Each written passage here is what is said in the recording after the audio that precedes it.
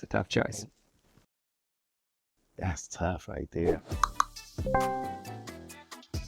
I'm Jeremy Hecht here with Uprocks. This is the sound check where music meets tough decisions. And today I'm super excited. One of my favorite artists from LA, from the West Coast in the building, extremely talented singer-songwriter. The melodies are top tier, the albums are top tier, and the music taste is top tier. We have Blxst in the building. Welcome. My God, I appreciate that. It made me feel special, brother. You are special. You're one of them ones. I'm going to be giving him 2 songs at a time and having him make some difficult decisions so that I can hopefully understand his music taste well enough that by the end I'll be able to guess the one song he wrote down as his lifetime anthem. Was that a difficult decision for you to make? Nah, I mean, it came right away. As soon as they asked me, I'm like, okay, yeah. If I was stranded on the island, I know exactly what I'd go to. And this would be on loop? Yeah. Okay, all right. These first 2 songs are from 2 of your favorite albums of all time. But which song fits your music taste more? Let's see. Let me know if you feel it, man, cause everything I'm not made me everything I am. What up? What up? What up, gangsta? Classics.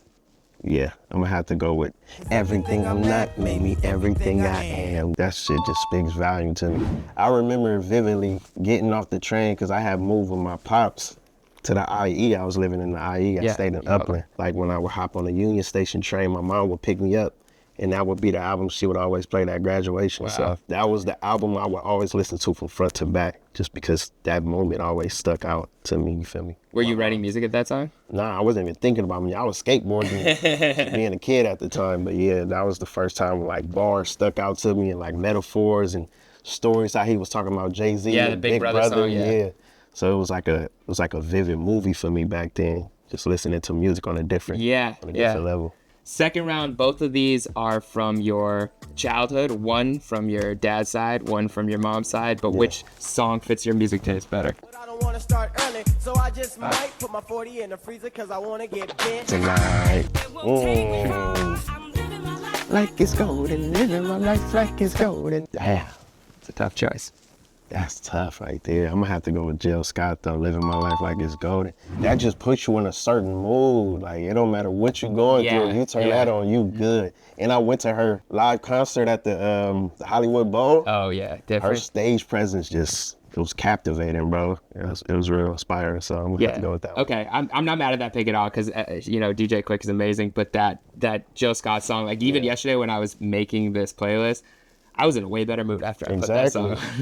You play that against, I'm sorry, shout out DJ Quik, but it's just different, you know? These are two new legends, but 2 different types of songs from each of them. So just which song do you like better? CD when they see me 2 years later, bitch, we made it on to the blueprint. Houston girls, let the way it goes down.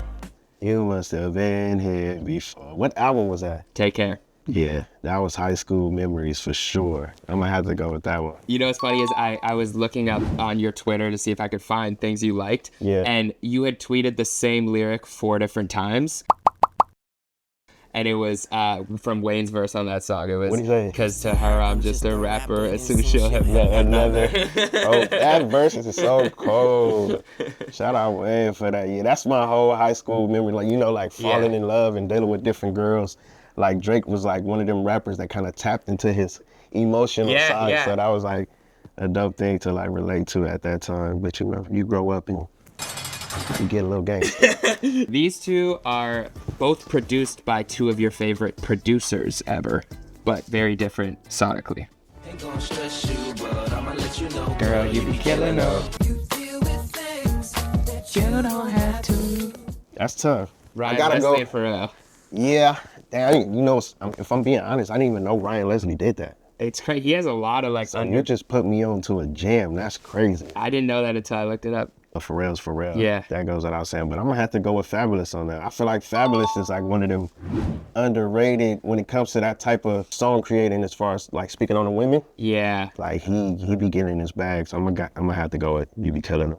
Yeah, shout out to Fab. He doesn't get enough love for his ability to do that because we talked about Drake earlier where he's able to like kind of get in the mind of a woman. Yeah. Fab does it, but in like a real like fly way where it's like he just have be a chilling. bar about it. Yeah. Like his hands is in his pocket just talking about it. In my head, I've called this effortless rap where him, Mace, Cameron, where like it feels like they literally could walk in the booth and just like not really be prepared. It's an off day. They're like, hey, can you record a song right now? Yeah, sure. And just bar up. Like they freestyle. Yeah. Like, it was no effort to it. This one is two different feelings, or two different artists and their way of expressing when they're interested in somebody. But let's say you're falling in love, you see somebody you like. Which song would you rather play?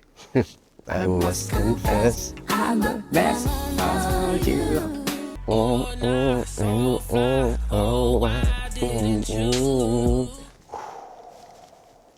This might be the toughest match. It's hard when you put the old with the new. Like, I know. But I'm coming back for good, so let the niggas know it's love.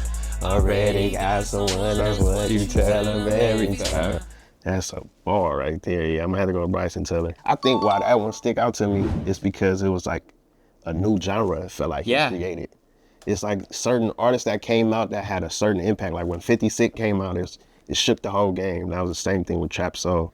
Like the Trap Soul was like a whole genre. I was introduced to the game, so. Because even on that song specifically, he's like speaking to a woman, but like it's kind of like in a more like, there's more bravado to it. There's more confidence. Like you normally would hear that flow and a beat like that if you were talking about your career or talking about where you're trying to go. But he was talking about the woman he's trying to get with that. So you have a sound like that too. I bet you people, like if you're watching this, comment where you were when you first heard Blxst, because I feel like your sound was a whole new.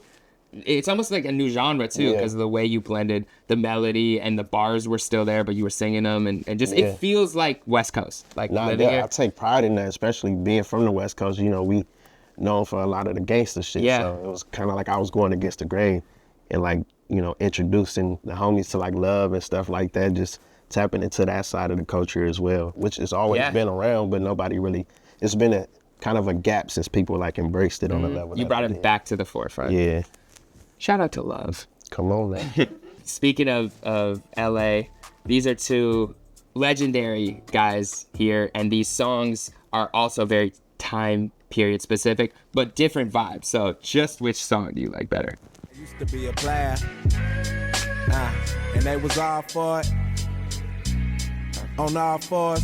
Couldn't think of a better, D better be on your P&Q. Nothing else you can do. He did. Yes, sir. Come on, Amen. I'm sorry, I gotta give it to. Amen.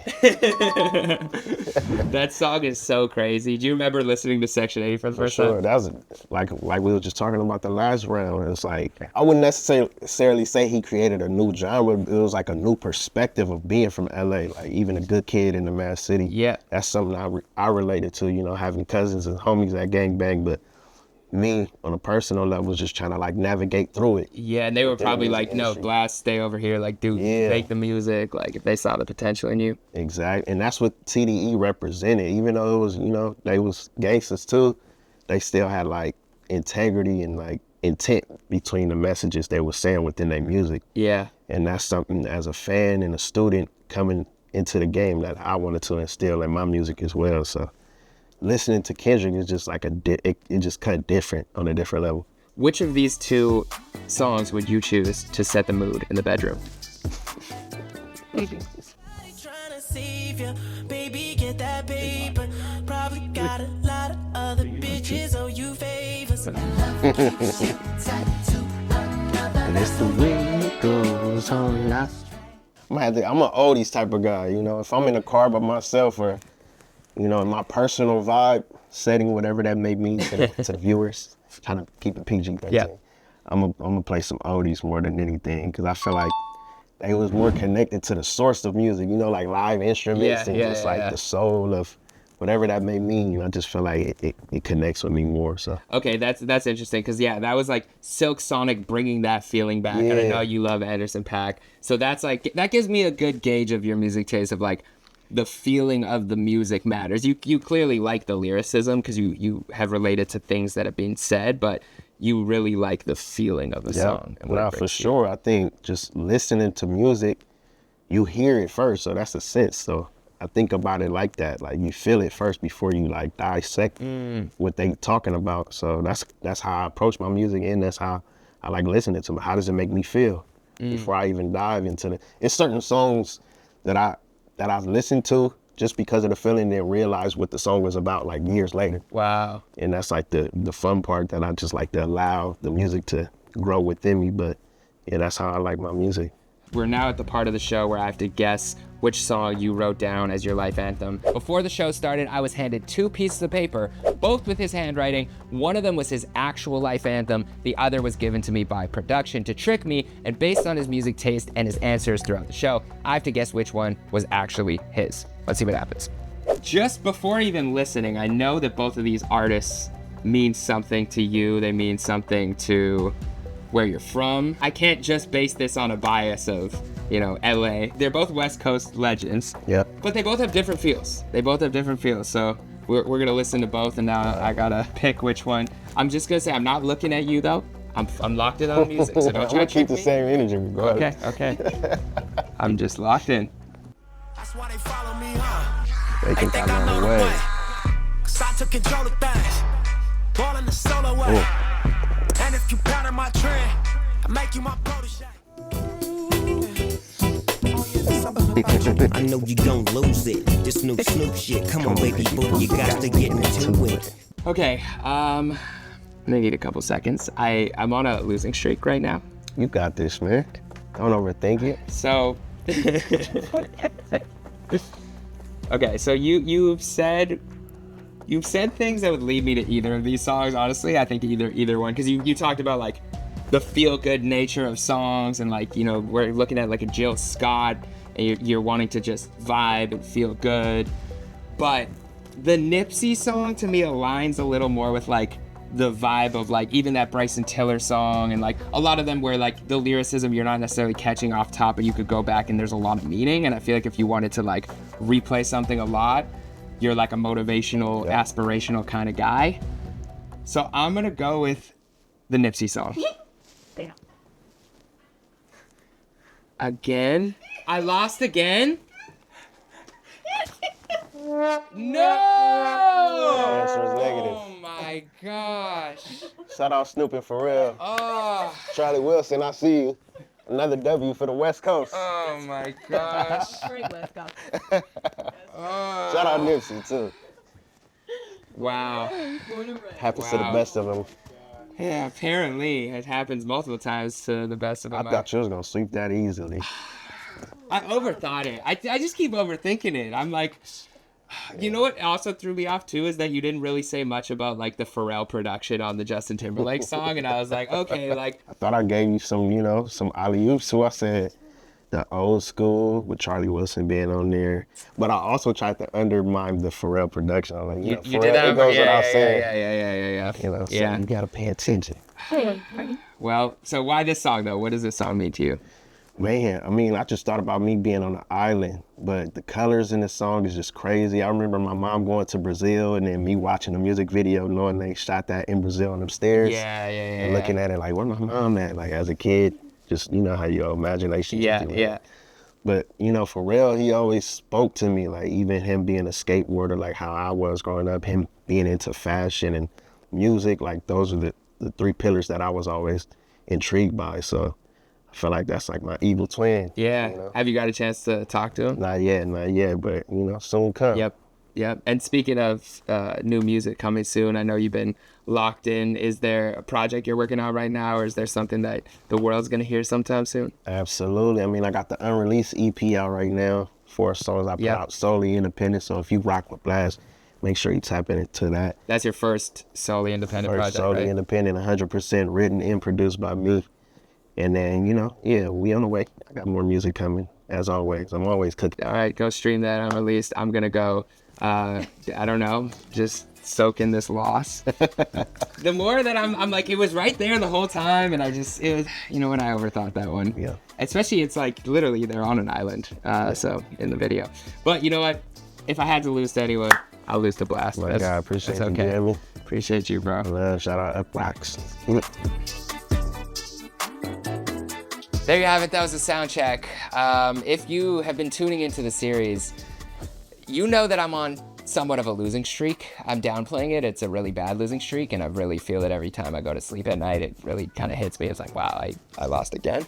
So I'm gonna be locked in next episode. Next week you see me. I will hopefully have a W. I don't know how we're putting out the episode, so hopefully it's not one that I already lost that goes. But if you did enjoy the show, which hopefully you did because you stayed to the end, there are more episodes. I win some of them. I've won like 10, so go find one of those episodes. Start from the beginning, okay? I was like 10-0. Click that video right there. Share this with a friend. Hit the like button and comment which round was the most. I can't even. Most difficult to you. I can see just the L just keeps in my. You know what? Go watch more.